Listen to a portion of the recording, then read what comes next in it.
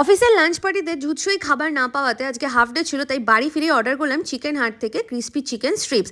আর তার সাথে কিন্তু এই চকোলাভা কেকটা ছিল বিলকুল ফ্রি। শুরুতেই মাকে একটু টেস্ট করালাম। আর তোমরা যারা হাওড়ার আশেপাশে থাকো তারা কিন্তু অবশ্যই একবার এই চিকেন হাট থেকে খাবার অর্ডার করে দেখতে পারো।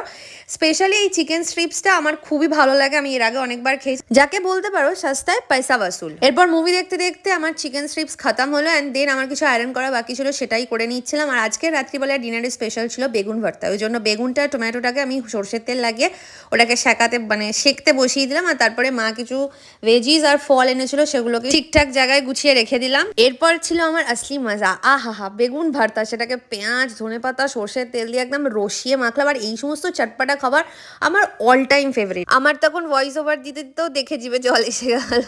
তো তোমাদের কার কার ভালো লাগে বেগুন ভর্তা অবশ্যই আমাকে কমেন্ট করে জানিও। শুধু এখানেই থেমেছিলাম না, এরপরে ছিল আবার গাজরের হালুয়া। তো চলো ভিডিওটাই অবধি, বাই বাই, দেখা হচ্ছে নেক্সট ভিডিওতে।